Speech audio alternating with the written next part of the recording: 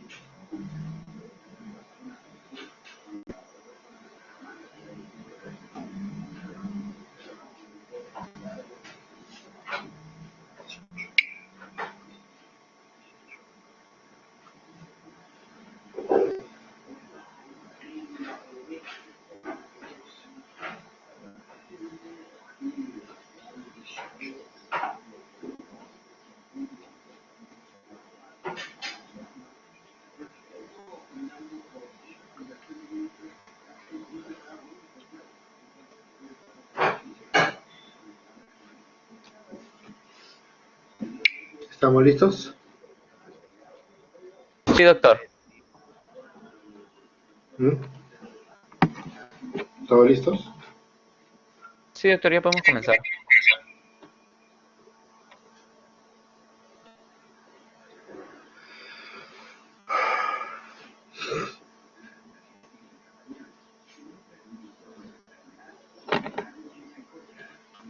¿Me escuchan? Doctor, buenos días, ¿no nos escucha? Ahí. Ahora nos escucha, doctor. ¿Mejor? Doctor, ¿nos escucha?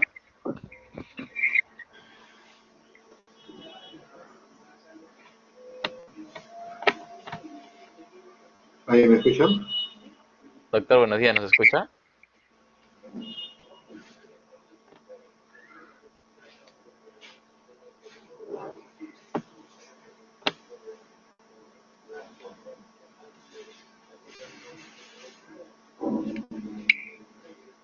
Alguien hable, por favor.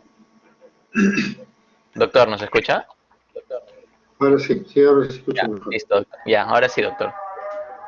Ya, lo que queda de la clase de estudios radiológicos o técnicas radiológicas, nos queda la medicina nuclear, ¿no? Como parte de los procedimientos diagnósticos radiológicos, ¿no? El radiorenograma, también algo útil, así como la gamografía, ¿no? Son dos procedimientos ya últimos, ¿no? Que a veces requerimos utilizarlos en algunos pacientes, especialmente a los pacientes con ciertos problemas específicos, ¿no?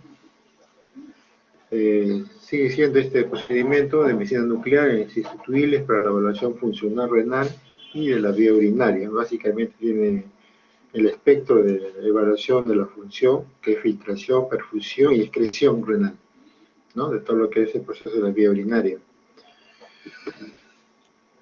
En la gamografía renal usa básicamente un ácido dimercaptosuccínico, que es el DMSA, ¿no? Abreviado, que está marcado con un tecnesio 99M. Tras su administración intravenosa de esta, se incorpora a la célula del tubo con torneo proximal desde los vasos peritubulares y permanece localizado en el córtex, ¿no? Un examen en medicina nuclear en la cual se utiliza una pequeña cantidad de material radioactivo, que es el radioisótopo, para medir el funcionamiento de los riñones, ¿no? Básicamente filtración y perfusión. Después de su administración, hasta un 90% se va a ligar a proteína plasmática, por lo que solo una pequeña fracción de esta DMSA es filtrada y la reabsorción es prácticamente nula.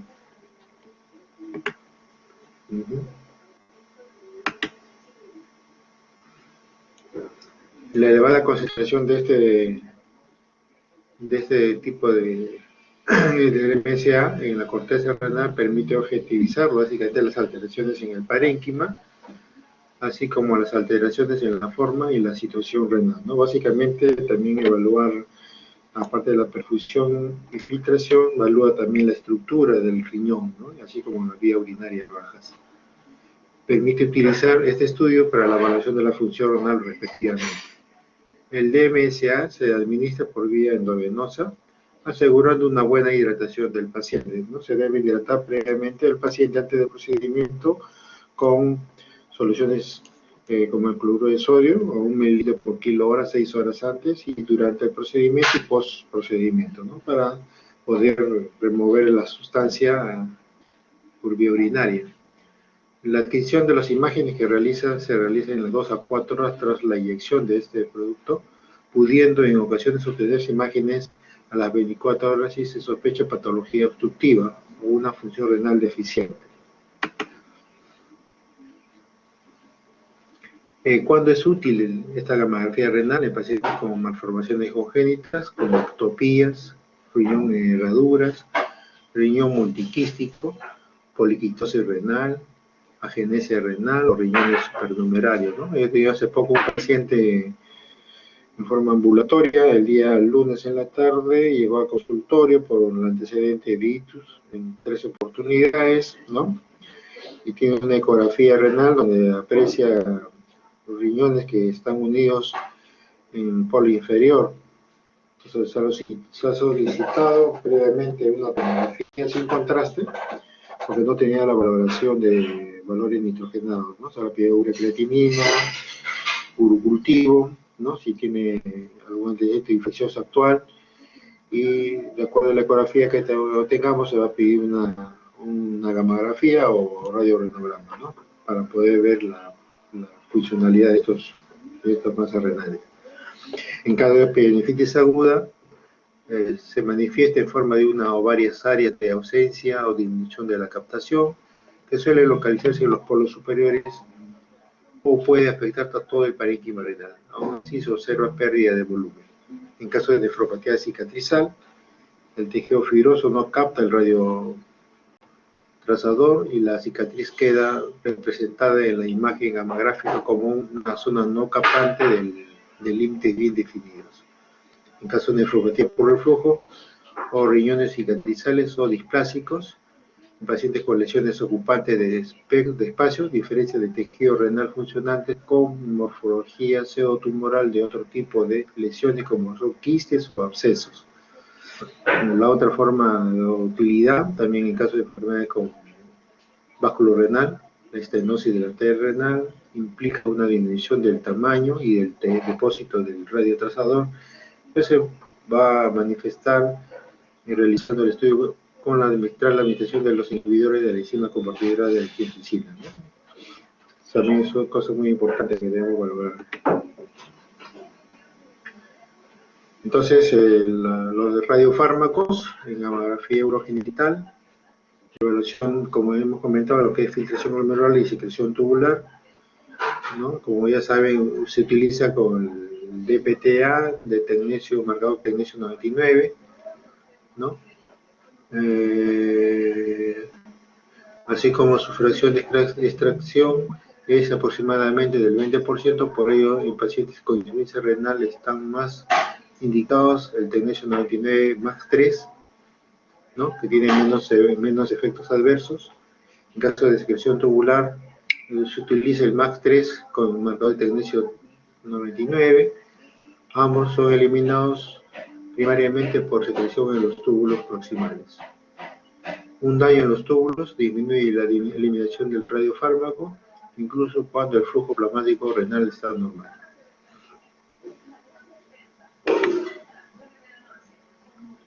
Aquí también vemos los radiofármacos, ¿no? Los radiofármacos disponibles para evaluar la función y la anatomía renal se agrupan en 3 categorías dependiendo de su mecanismo de excreción: agentes eliminados por filtración glomerular, por secreción tubular y los que se acumulan en los túbulos durante largo tiempo, ¿no? Ahí ven ustedes ese cuadro. El radiorenograma isotópico, ¿no? Evalúa el funcionamiento renal, lo que es filtración glomerular, excreción renal, tubular, evaluar la apariencia de la corteza renal, defectos de captación, ¿no? Son los que va a valorar este radiorenograma. Su sensibilidad es más del 90% para detectar lesiones corticales, ¿no? Es muy superior a las urografías excretorias o las ecografías y tiene similar sensibilidad con la tomografía. Baja resolución espacial versus la tomografía y baja resolución temporal versus a la ecografía. Aquí vemos la forma como nos mandan nosotros cuando solicitamos radioradiogramas isotópicos. Esta es la información planar y la información gráfica de la función renal por individual, ¿no? Sea riñón derecho, sea riñón izquierdo, perfusión, captación y sobre todo la excreción del radioisótopo, ¿no? Entonces el radiorenoma isotópico tiene una fase arterial, ¿no? Una fase parenquimatosa, básicamente la masa renal, corteza y médula, y la fase excretora, ¿no? Es importante esos tres momentos que nos van a determinar las patologías que nos queremos nosotros evaluar. Aquí vemos la fase planar, las curvas de cada riñón, sea derecho o izquierdo, ¿no? Estas son las secuencias planares del riñón derecho y riñón izquierdo.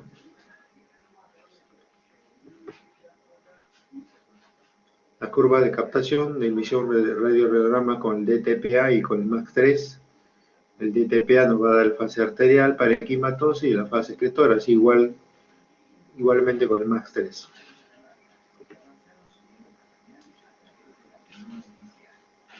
Aquí vemos también nosotros la curva de captación e emisión. Lo normal es que la relación sea cercana al 1.5 en ambos procedimientos.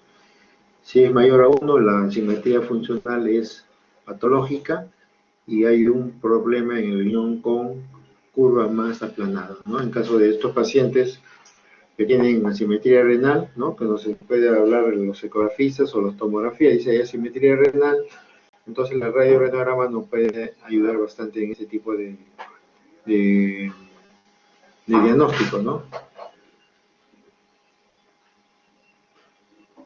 Si es mayor a 1, dice la simetría funcional es patológica y hay un problema en el riñón con curva más aplanada. Si es menor, pues es simplemente que un riñón es más eficiente que el otro, ¿no?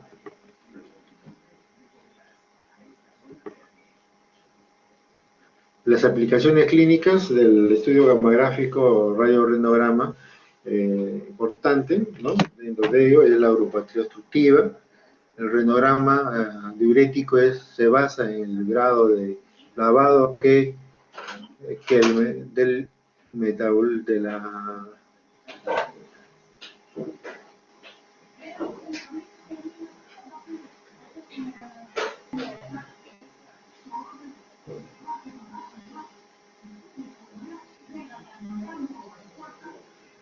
básicamente cuando hablamos de radiorenograma en caso de pacientes con problemas obstructivos, se le solicita el radiograma con estimulación diurética, ¿no? Esto nos va a permitir evaluar si hay una obstrucción baja, ¿no? A nivel renal, ¿no? Podemos saber la vía ureteral o la vía vesical o a nivel prostático o a nivel de uretra, ¿no? Hay que evaluar, se llama la curva.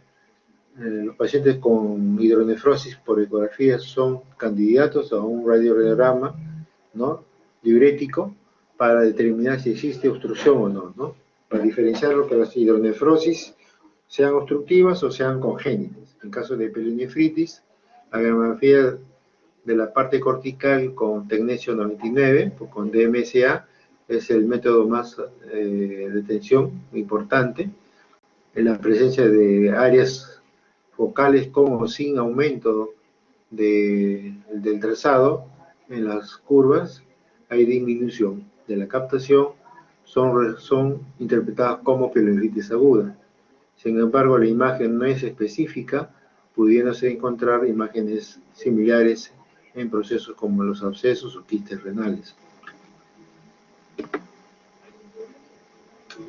En caso de traumatismo renal, en primer lugar, la fase temprana del renograma puede establecer si existe flujo sanguíneo, no es importante a nivel si hay laceración de vasos renales, sea arterial o venoso. En segundo lugar, permite evaluar la función renal cuando se aprecia confusión o hematomas con otras técnicas de imagen, ¿no? Ahí también valora lo que es perfusión, filtración a nivel parenquimal, ¿no? Si hay laceraciones o rotura de la masa renal.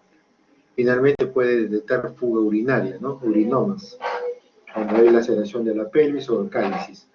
En caso de trasplante renal, es importante medir la perfusión y lo que evalúan la función del parénquima en pacientes con rechazo agudo y hiperagudo. Los parámetros de perfusión ayudan a diferenciar si la patología del injerto se debe a un rechazo agudo o necrosis tubular aguda, ya que esta última se recomienda una mejor perfusión, ¿no? Entonces es importante que tengan presente ustedes el estudio de radiograma, su aplicación clínica es en problemas obstructivos, congénitas o no congénitas, en caso de traumatismo renal, en caso de accidentes con abdomen cerrado, también va a ayudar bastante. Y así con pacientes trasplantados, ¿no? Esencialmente cuando están cursando con rechazo agudo o hiperagudo, o rechazo crónico. En caso de radiograma diurético, en pacientes con uropatía obstructiva, ¿no? El radiograma diurético, ¿no? El objetivo principal del radiograma diurético es de demostrar obstrucciones ureterales, ¿no? Generalmente se usa para evaluar una dilatación uretral importante y ver si es congénica, ¿no? Por ejemplo, o es por obstrucción, ¿no? En caso de obstrucciones ureterales, hidronefrosis al momento de nacer, evaluación postquirúrgica de obstrucción, distensión de la pelvis renal sintomática. Entonces aquí vemos un radiorrenograma donde nos explica que el uréter izquierdo se llena rápidamente, ¿no? Aquí vemos esto, se está llenando rápidamente, ¿no? Mientras que el derecho es casi imperceptible. Esto indica que hay una gran acumulación de radiofármaco, ¿no? El radiofármaco del lado derecho está pasando, sí está pasando pero llega a vejiga fácilmente, ¿no?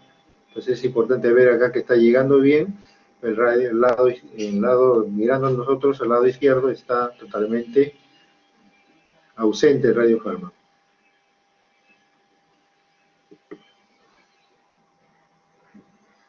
Esta es la forma como se hace la hidronefrosis no obstructiva. Aquí vemos la atrofia renal. Hemos tenido pacientes, ¿no? Que llegan o derivados de otras especialidades. Cuando le evaluaron la ecografía renal no hay evidencia en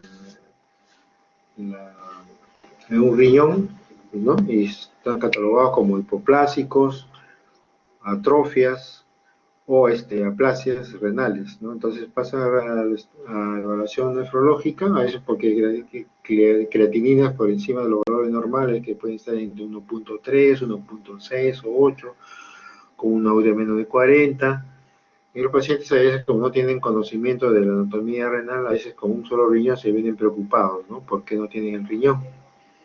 Entonces, ecográficamente nos pueden decir, no se evidencia la masa renal derecha, así podemos decir, o un riñón pequeño de menor de 5 centímetros de tamaño, ¿no? Entonces nosotros hacemos un radiorrenograma y el radiorrenograma nos va a poder determinar si es un riñón congénito o de aplasia congénita, ¿no? Hipoplasia o hipoplasia adquirida, ¿no?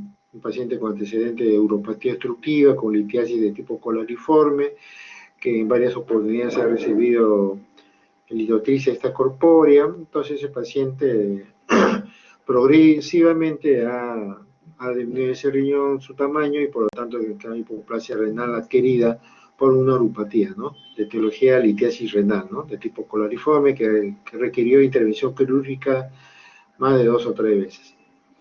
En un paciente con uropatía, sobre todo, uno pide para ser intervenido quirúrgicamente por hipoplasia, por una uropatía obstructiva. Entonces nosotros decimos que se haga un radiograma previo a la cirugía y después a los 2 o 3 meses hacer un nuevo control radiograma para ver qué nivel de funcionalidad tiene ese riñón que ha sido intervenido. Para determinar su seguimiento, cuando hay una hipoplasia renal adquirida por cualquier causa, si tiene una funcionalidad de menos del 20% y está causando este problema de infecciosos recurrentes, a veces se extrae ese riñón hipoplásico que tiene funcionalidad menos del 20%. Aquí grafican, no hay trazador en el riñón derecho, ¿no? Sobre todo.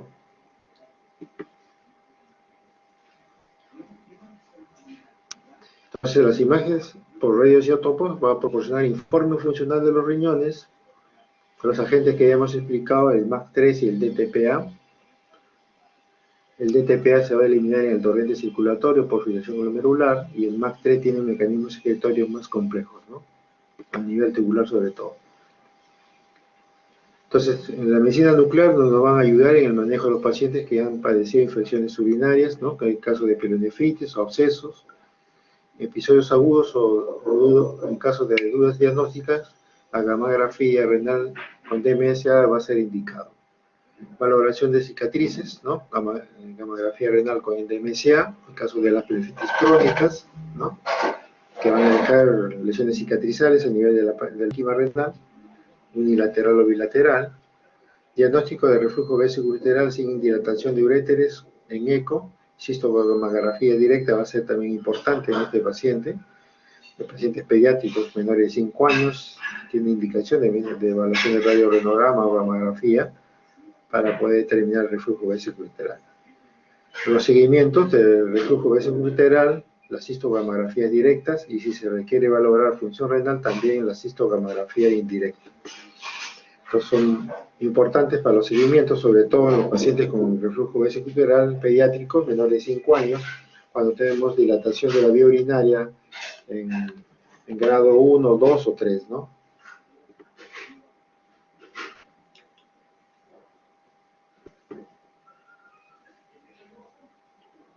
Aquí vemos cicatrices renales, ¿no? Una corteza retraída. Aquí vemos también pocos trazadores en este nivel de polo superior y medio, igualito en el izquierdo.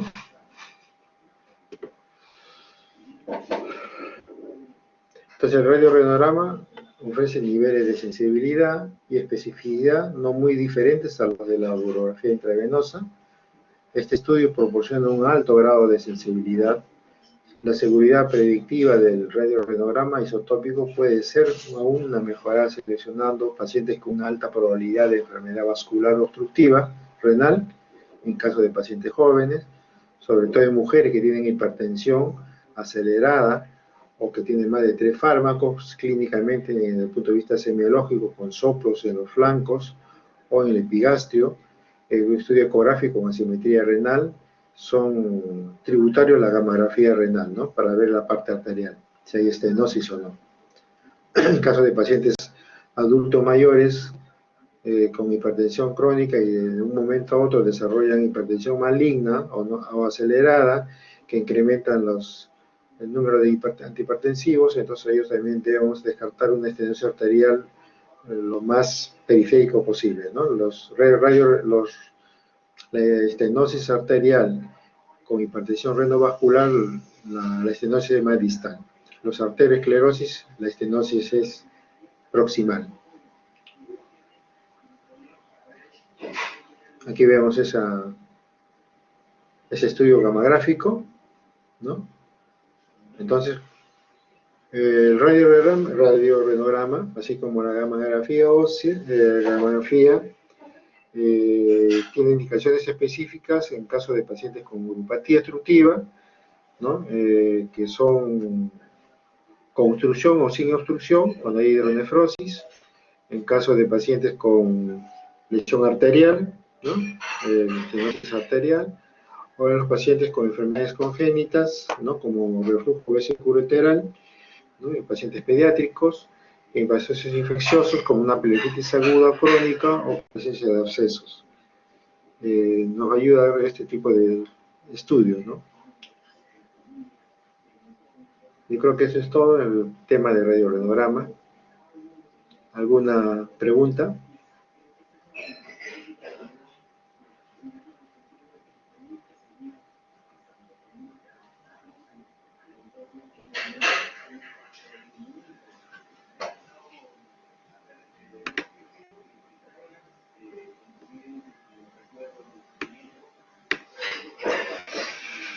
Entonces, cuando tengamos pacientes desde el punto de vista nefrológico, tenemos un número de estudios radiológicos de una placa simple de vías urinarias, ¿no? Previa preparación del tubo digestivo, ¿no? Donde no evidenciamos gases, ¿no? Se debe preparar se debe preparar el paciente un día previo,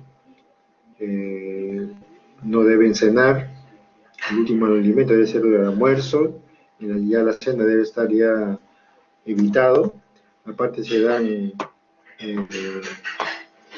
enemas, ¿no? Por vía oral o por vía rectal, y al día siguiente en ayunas se hace el procedimiento para poder visualizar la vía urinaria, el riñón, y si hay un cuerpo extraño dentro de la luz de la vía urinaria o cuerpos extrínsecos. Se valora también el psoas, ¿no? Si su borde externo está visible, ¿no? A la radiografía simple de la vía urinaria. Cuando hay borramiento tenemos que buscar tumores o quistes o hematomas, ¿no? Que estén produciendo ese borramiento del borde externo del psoas. Si hay cálculos que son radioopacos o radiolúcidos, ¿no? Esa es la diferenciación que tenemos que tener. Y si hay deformación del parénquima renal. Si tenemos esas características, pasamos una ecografía. En la ecografía nos pueden determinar el tamaño, la corteza, así como la médula, si hay alteraciones en la pelvis, como dilatación, ectasia piélica, o hidronefrosis leve, ¿no? Pelvis dilatado y ureter superior dilatado. La ecografía no puede evaluar el ureter medio ni el ureter inferior, porque está más profundo.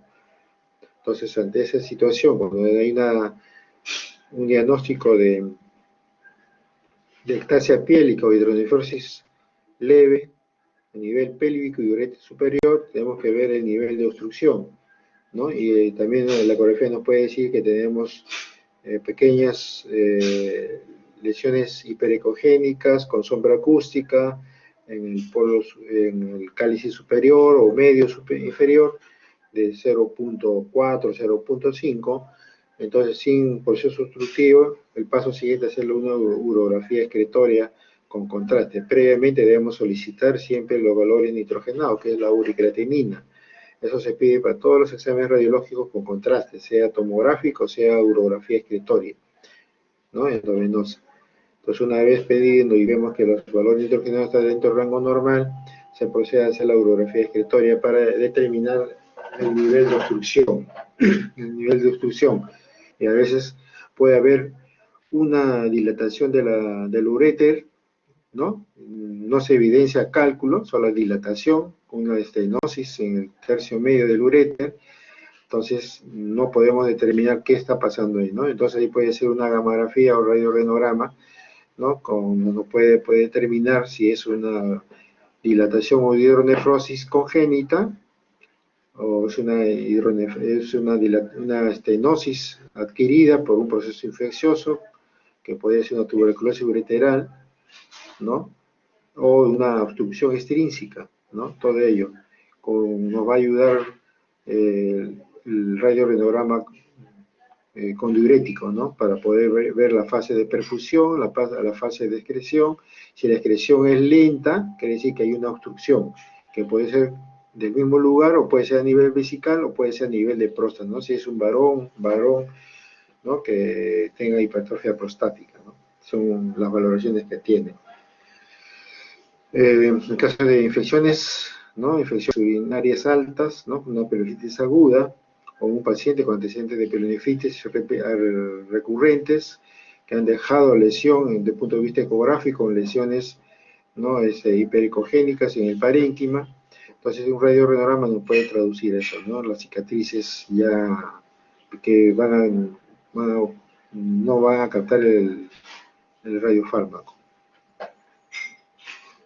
Entonces, en uropatías, infecciones, en lesiones del parénquima, como es hematomas, postcirugías, urinomas, ¿no? Todo eso nos pueden ayudar bastante en radiorenograma. Pacientes con asimetría renal, pacientes con hipoplasia renal, atrofia renal, o no se visualiza ecográfico, tomográficamente la masa renal, puede ser derecho izquierdo, hacer un radiorenograma, si hay evidencia de masa renal que se está buscando, ¿no? Y si lo hay, cuánto de perfusión tiene, cuánto de filtrado glomerular tiene, ¿no? Si es menos de 20%, siempre le digo eso, si el radiorenograma dice que el riñón que se está evaluando tiene funcionalidad de menos de 20% y tiene antecedentes de ser infecciones recurrentes, ¿no? Entonces, o pielonefritis, y buscamos que el riñón contralateral está funcionando normal y no se evidencia infecciones agudas o crónicas en ese riñón único, quiere decir que ese riñón hipotrófico, que funcionalmente por cierto está produciendo procesos de infecciones recurrentes, se procede a extraerlo, ¿no? Desde el punto de vista urológico. ¿Ya? Si no da problemas, simplemente se deja ese riñón y ya, ¿no? Y se le dan las recomendaciones necesarias para controlar factores de riesgo, porque ya tiene solo un riñón, ¿no? Que va a ser hipertrofia, después hiperfiltración, y un grupo de pacientes, un porcentaje determinado, puede desarrollar una glomerulite focal y cementaria por tener agenesia renal, adquirida o no.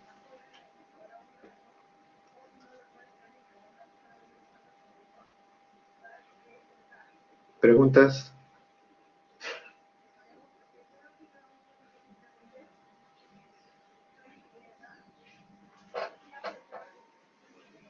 ¿Alguna pregunta?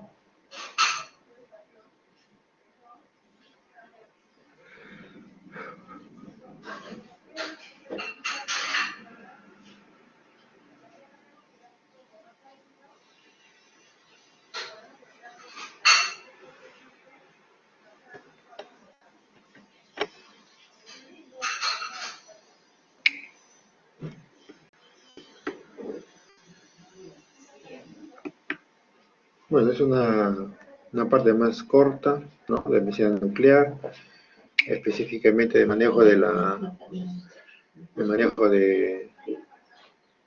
los problemas nefrológicos y urológicos, ¿no? Especialmente ya procedimientos complejos para urología y nefrología, ¿no? Y ustedes lo que hacen es derivar, hay una evidencia, cuando hay una evidencia estructural o funcional del riñón, pasa a las especialidades para hacer los estudios, ¿no? En caso de hitos recurrentes de un paciente diabético de larga data, ¿no? Con infecciones recurrentes y no hay evidencia estructural del daño renal, entonces hay que buscar funcional, ¿no? Y eso es vejiga neurogénica, ¿no? Vejiga neurogénica. Entonces ahí se hacen cistogramas, ¿no? Cistograma, urodinamia, para determinar si es funcional el problema, ¿no? Las neuropatías vesicales por diabetes. En pacientes con reflujo vesicoureteral, ¿no? Es importante valorar los grados, el grado 1, estamos en grado 1 cuando hay ectasia, que puede ser unilateral o bilateral, grado 2 hay hidronefrosis, hasta nivel ureter superior, si hay hidronefrosis moderada, cuando estamos hablando de dilatación de todo el uréter, y unilateral o bilateral, y 4 o 5 cuando hay gran dilatación, ¿no? Tortuosa de la anatomía. Entonces el 4 y 5 tiene indicación quirúrgica, ¿no? Para evitar daño renal progresivo, ¿no? Cicatrizal. 1, 2 y 3 básicamente es decisión médica, ¿no? Manejo médico, y el manejo es multidisciplinar entre el nefrólogo y el urólogo, y con el consentimiento de la madre o el padre o los padres para el manejo médico. Si hay una recurrencia de la infección urinaria persistente, con evidencia de daño parenquimal, ¿no? Por radiorenograma, se procede a hacer los manejos quirúrgicos para mejorar el implante del uréter a nivel vesical, ¿no? Entonces, en todo paciente pediátrico menor de 5 años que tiene recurrencia de infección de tracto urinario alta, debe evaluarse la vía urinaria, ¿ya? Por radiología, ¿ya? Ecografía, tomografía o resonancia, ¿ya? En las mujeres, como bien saben, en sus etapas infantiles, en adolescencia, en su edad fértil y en la menopausia, aumenta la prevalencia de infección de tracto urinario, ¿no? Entonces, las medidas dietéticas higiénicas, ¿no? En la parte de la infección urinaria en las mujeres debe ser de importancia, ¿no? El lavado vaginal, el lavado de genitales antes y después de las relaciones sexuales. En caso de niños, niñas pequeñas, indicar a la madre debe ser lavado vaginal, debe ser de periné anterior hacia el periné posterior, ¿no? Periné posterior. Nunca lo contrario, para evitar la contaminación de la uretra.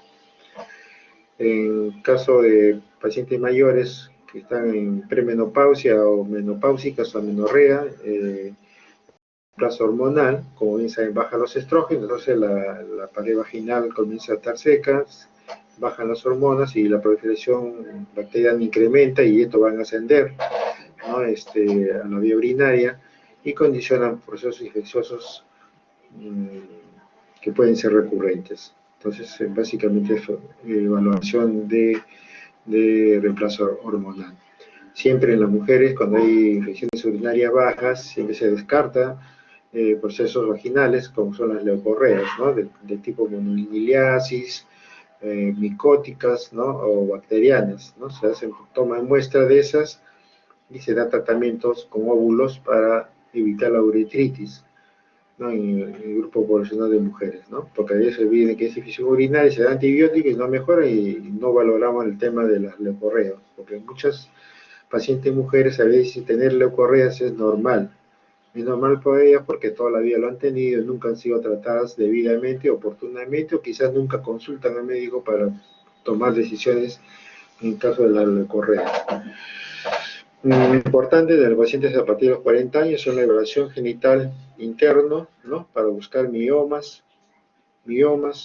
o neoplasia cervix o de útero, ¿no? Que me están produciendo compresión estilística de la vía urinaria, uropatía con hidronefrosis, tanto el incremento de los valores nitrogenados, ¿no? Siempre es importante esa evaluación ginecológica en estos pacientes, ¿no? Para prevenir el deterioro renal.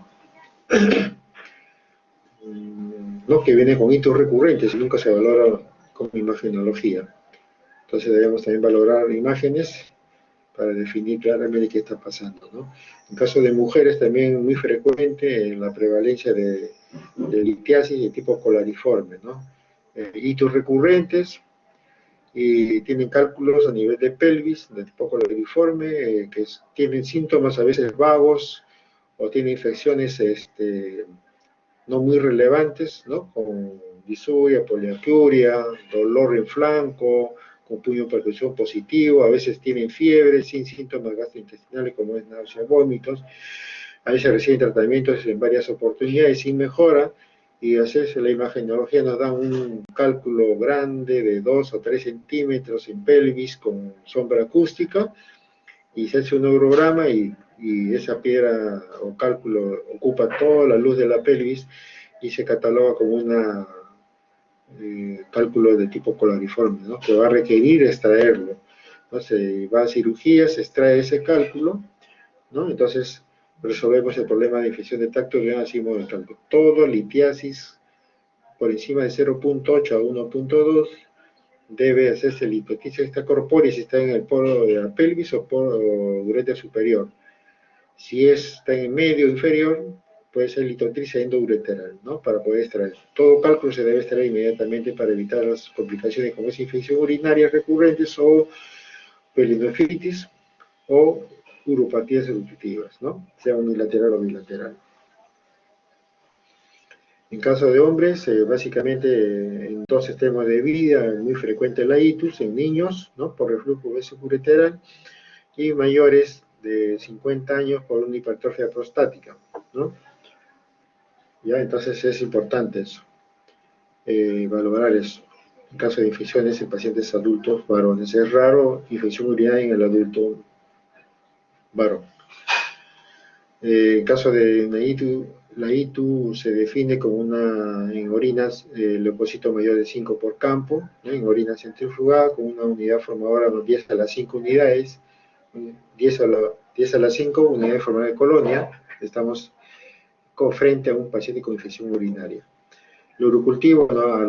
A las 48-72 horas no pueden determinar la sensibilidad de los fármacos y también el germen aislado. El más frecuente en las itus es la E. coli en un 70%, ¿no? Después vienen otros gérmenes, como el cetafilo, como son los proteus, pueden ser las pseudomonas, ¿no? Que son frecuentes en pacientes hospitalizados, en cuidados intermedios o cuidados críticos, ¿no? Entonces su manejo va a ser diferente, ¿no? En caso de pacientes con itus altas, ¿no? Que tienen compromiso hemodinámico o tienen náuseas, vómitos, que no toleran vía oral, pasan a ser hospitalizados para recibir tratamiento antibiótico endovenoso de 3 a 5 días, y se valora el examen de orina y el examen de hemograma. Si vemos que ha disminuido los valores de leucocitos en sangre o la presencia de disminución de los leucocitos en orina, entonces el paciente está clínicamente más estable, puede ser dado de alta al quinto día y pasar la endovenosa vía oral. El paciente que no tiene compromiso hemodinámico, que tiene una pielonefritis, pero está estable, hemodinámicamente, clínicamente está estable, puede tolerar la vía oral, puede pasar a vía parenteral, como es los cefaloprina de tercera, como es la ceftriaxona intramuscular, o quinolonas por vía oral, comenzando siempre por la tercera generación, que viene a ser la ciprofloxacina o norfloxacina, ¿no? La ciprofloxacina, que puede venir en presentación de 250 a 500 miligramos, y la norfloxacina de 400 miligramos. Se dan cada 12 horas. Si no tiene ITU complicada, si es una ITU no complicada, se da 7 días aproximadamente. Si es una ITU complicada, porque hay cambios estructurales o anatómicos o funcionales, entonces se dan 14 días a 21 días con seguimiento de urocultivos hasta que sea negativo. A veces se dan tratamientos profilácticos, ¿no? Con dosis única durante 1 mes o 2 o 3 meses hasta que el cultivo salga negativo. Entonces, especialmente a las itus complicadas con cambios estructurales. Después, en relación a la enfermedad renal crónica, como bien saben, es pérdida progresiva, irreversible de la función renal, que perdura mayor de 3 meses, ¿no? Con cambios estructurales o anatómicos o funcionales del aparato urinario, ¿no? Con evidencia laboratorial de proteinuria, ¿no? Pues puede no haber cambio funcional en estructural, pero sí hay proteinuria, puede haber hematuria microscópica de tipo glomerular con glóbulo rojo dimórfico, acantosis, o presencia de tasa de filtración glomerular disminuida solamente sin tener otra evidencia, presencia de cilindros hemáticos, cilindros leucocitarios, nos está diciendo que hay un daño glomerular, ¿no? Cualquiera de estos nos puede ya dar explicación que hay evidencia de enfermedad renal. Las etiologías en primer orden en enfermedad renal crónica es el paciente diabético, en un 50% de los pacientes diabéticos van a desarrollar enfermedad renal. En segundo orden están los pacientes hipertensos que hacen nefroesclerosis, el que no controla la presión arterial de largo tiempo, desarrolla nefroesclerosis. Después vienen las enfermedades inmunológicas, ¿no? Como lupus, vasculitis, tienen características especiales cada una de ellas. En caso del lupus, debe haber criterios clínicos para poder determinar que es un paciente con lupus, ¿no? Como bien saben, rash malar, fotosensibilidad, artritis, ¿no? No erosiva, ¿no? Poliarticular simétrico, siempre es simétrico, ¿no? Derrame, se llama serositis con derrame pleural o pericarditis, ¿no? Derrame pericárdico, presencia de ANA, criterio inmunológico que viene a ser el ENA, ¿no? Con antifosfolipídidos, anticardiolipinas.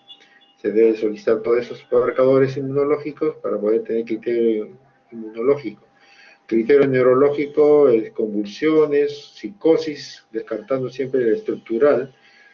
Criterio hematológico, anemia. La anemia debe estar corroborada con el CUPS directo, debe ser positivo, para poder decir que la anemia es hemolítica, leucopenia, linfopenia, trombocitopenia. Los criterios renales, debe estar presente la tasa de infección glomerular, puede estar disminuido como no, debe haber proteinuria mayor de 500 miligramos, o cilindros hemáticos o leucocitarios, ¿no? Esos son muy importantes, esos datos de criterio nefrológico. Después tenemos criterio hematológico, rash, fotosensibilidad, poliartritis, poliserositis, el ANA, el inmunológico, renal, neurológico. Después, ¿qué más tenemos? Son 10 criterios de los cuales el ANA debe estar, más de 3 criterios, el ANA debe estar incluido, consideramos como criterio de LES, y 2 probable y descartamos si es menor, ¿no? Pacientes que tienen lupus clínicamente, pero sin compromiso o criterio renal, manejo básicamente de los reumatólogos, viendo todos los problemas extrarrenales. Si el paciente lúpico tiene criterio renal, debe ser biopsiado para tipificar el tipo histológico del paciente, ¿no? Es el caso del tipo 1, que es el normal, tipo 2, que es de lesión mínima, ¿no? Mesangial, tipo 3, focal y cementaria, el nefritis lúpica tipo 4, el membrano proliferativo, el tipo 5, membranosa, y el tipo 6 del lupus esclerosante, ¿no? El tipo 4 de la nefritis lúpica tipo 4 tiene peor evolución, ¿no? A pesar de los tratamientos inmunosupresores y corticoterapia, así como el tipo 3, focalis cementaria con mayor de 50% de focalis de esclerosis, se maneja como un tipo 4. La membranosa, obviamente, tiene 3 formas de evolución, ¿no? Que puede estar silente, puede tener proteinuria persistente y un 30% de desarrollar progresión de enfermedad renal. Para ello tienen esquemas terapéuticos cada uno de ellos, ¿no? Que, por ejemplo, en el caso del tipo 4 se maneja con corticoides endovenosos, 3 pulsos de metilpresiona de 1 gramo y después ciclofosfamida. Si el paciente tiene criterios de factores de riesgos de actividad o de cronicidad a nivel de la histología renal o clínica de proteinuria persistente con valor de creatinina elevado, entonces se tiene que hacer con pulsos endovenosos de metil y ciclofosfamida. Si el paciente con lupus no tiene muchos factores de riesgo, con función renal conservada, con una proteinuria leve, digamos, no nefrótica o nefrótico, pero de 3.5 o de 4, puede usarse corticoide por vía oral y micofenolato mufetilo. Entonces, son formas individualizadas cada paciente de acuerdo a la presentación clínica y de acuerdo a la biopsia uno toma decisiones terapéuticas, ¿no? Pero tenemos un arsenal terapéutico ciclofosfamida, micofenolato, ciclosporina, tacrolimus o rituximab, ¿no? En ese orden tenemos esos fármacos para ser utilizados en estos pacientes. En caso de vasculitis, siempre busquen pacientes que han llegado. Por ejemplo, tengo un paciente que profesor de la Católica, que fue a hacer un estudio allá por la zona de Andahuaylas, y después de estar 3 semanas en la zona, comenzó a tener tos persistente, y en el transcurso de la evolución presente hemoptisis, por la cual fue llevado inmediatamente a la clínica de Lima, donde evidencia la tos persistente, con fiebre, y hace hemoptisis leve, después hace moderado, por la cual es hidratado, sale BCAS como 3 veces negativo, cultivo negativo. Posteriormente el paciente se hace un estudio de placa simple, se evidencia lesiones tipo nodulares con cavitaciones centrales en el pulmón derecho, dos masas. Se catalogó una posibilidad de micosis, otro de tumores. Se hace una tomografía, se evidencia una condensación migratoria, ¿no? Pasó al pulmón izquierdo con lesiones cavitarias en su interior de esos nódulos. Se inicia el tratamiento con antituberculostáticos, y a las 2 semanas de tratamiento no hay mejoría, el paciente persiste con fiebre, con hemoptisis leve, clínicamente persiste mal, y sale un estudio de examen de orina y encuentran hematíes 50 por K. Y llaman a nefrología, se acude y se hace una unidad clínica, la presencia de compromiso renal, con una creatinina de 1.4, con hematíes en orina, con hemoptisis, la posibilidad de enfermedades inmunológicas como es vasculitis, se le pide ANCA y sale ANCA-P. ANCA-P, C3 bajo, C4 bajo.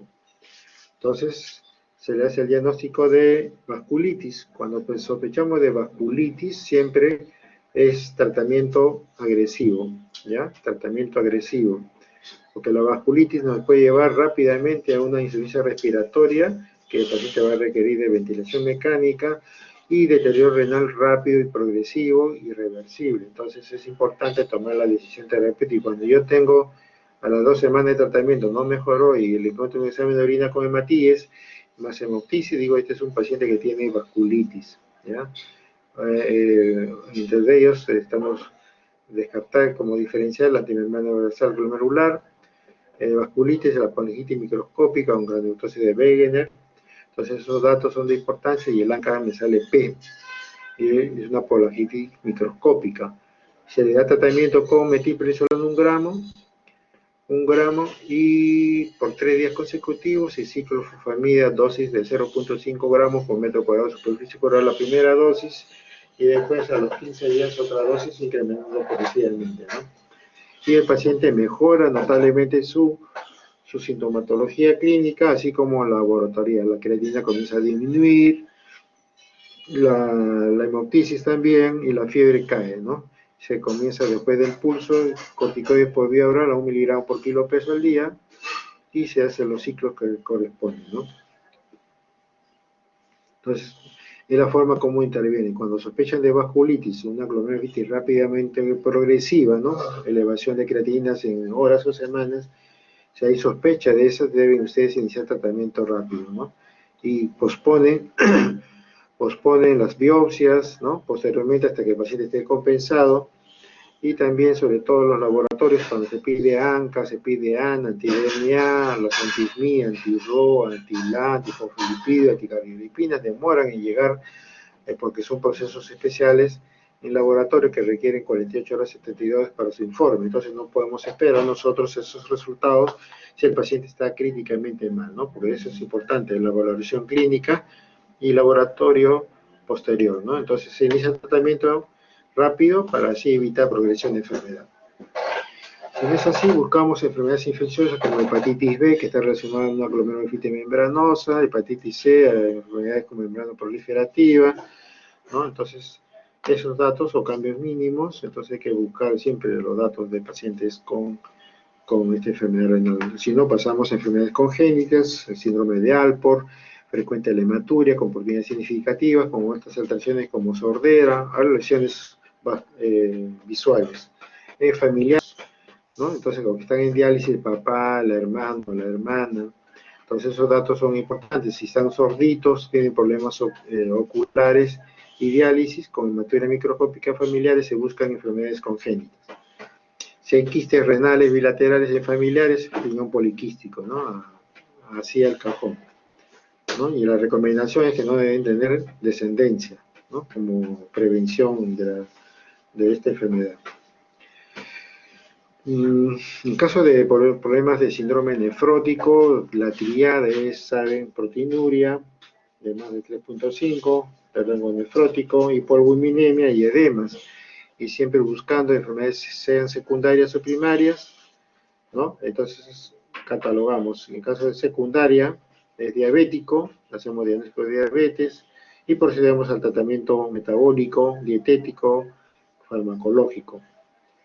Debemos mejorar esa función renal, esa nefropatía diabética debe disminuir progresivamente. A veces hay diabéticos que no cursan bien, están controlando metabólicamente bien, una hemoglobina glicosilada menor de 6.5, una glucosa que oscila entre 90 y 120, ha mejorado de forma dietética, el paciente es cumplidor, pero la proteinurina persiste, está incrementando y aparece en el sedimento urinario, leucocituria, o cilindros, o hematuria.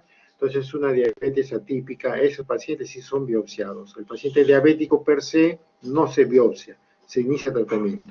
Pero el paciente atípico, el atípico es el que proteinuria está incrementando, o que la tasa de filtración está disminuyendo de un momento a otro, o presencia de sedimento urinario, leucocituria, con cultivo negativo, quiere decir que hay actividad de enfermedad, o hematuria glomerular, o cilindros hemáticos leucocitarios, nos está diciendo que hay un compromiso renal muy diferente a la nefropatía diabética. Entonces el paciente debe ser sometido a biopsia renal y muchos de ellos pueden desarrollar una enfermedad glomerular diferente a la diabetes, como es membranosa o cambios mínimos, focal y segmentaria o membrano proliferativa.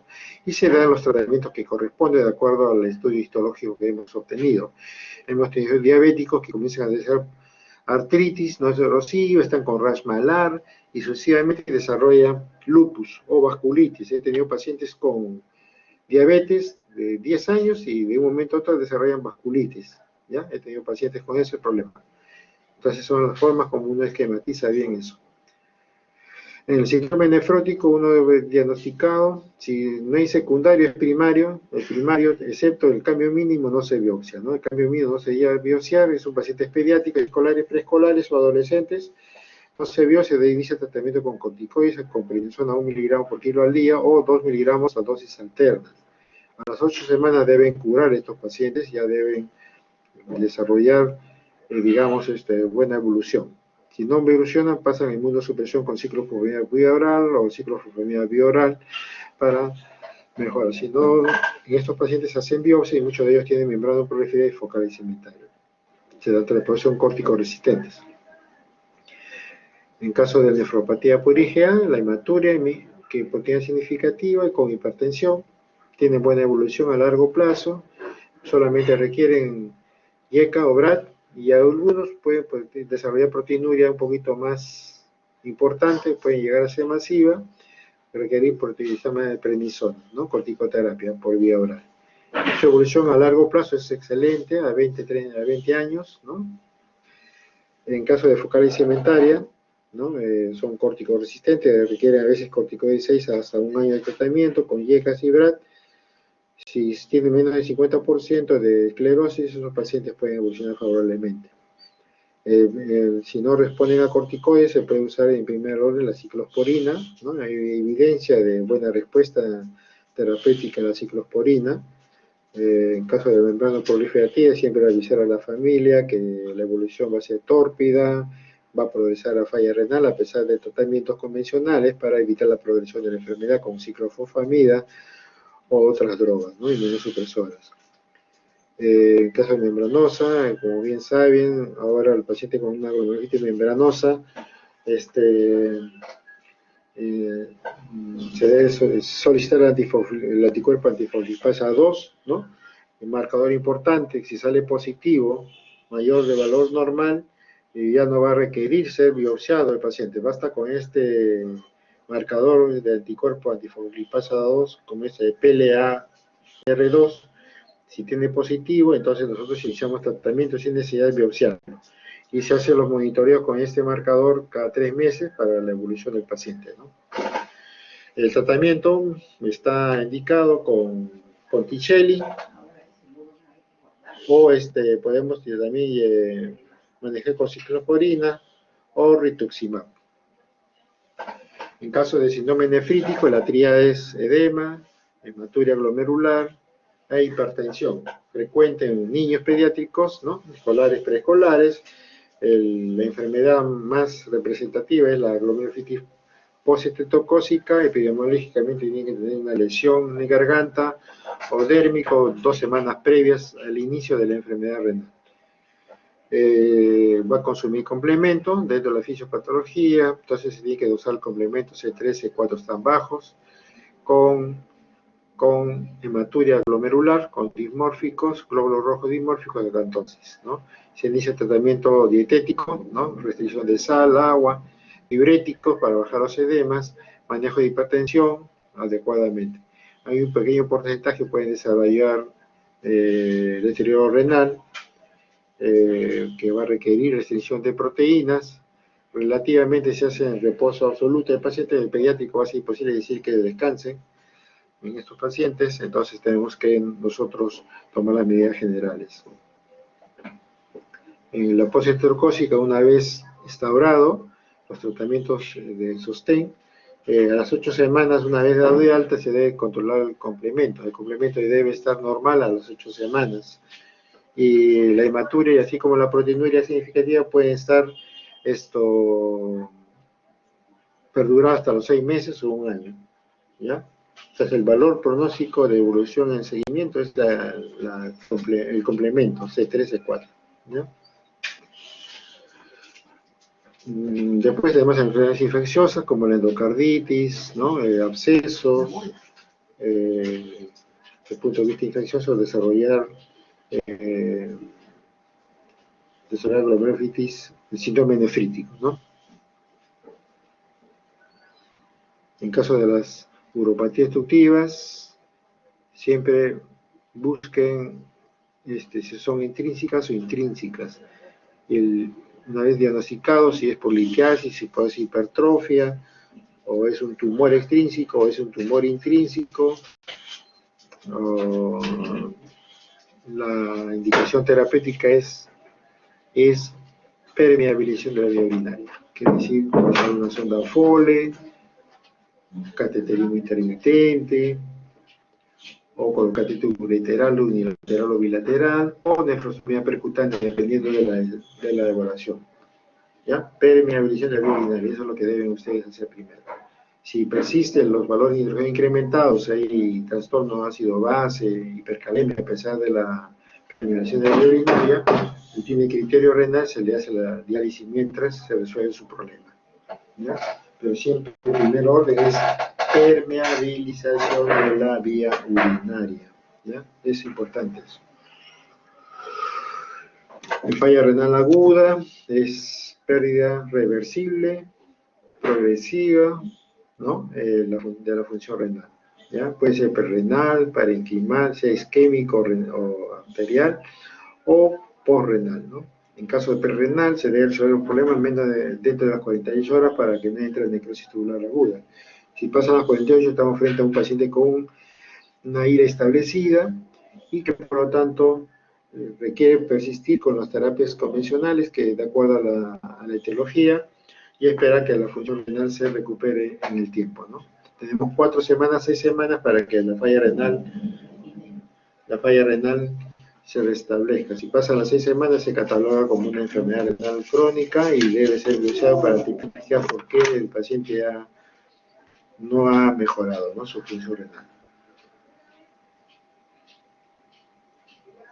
Bueno, eso es todo, chicos.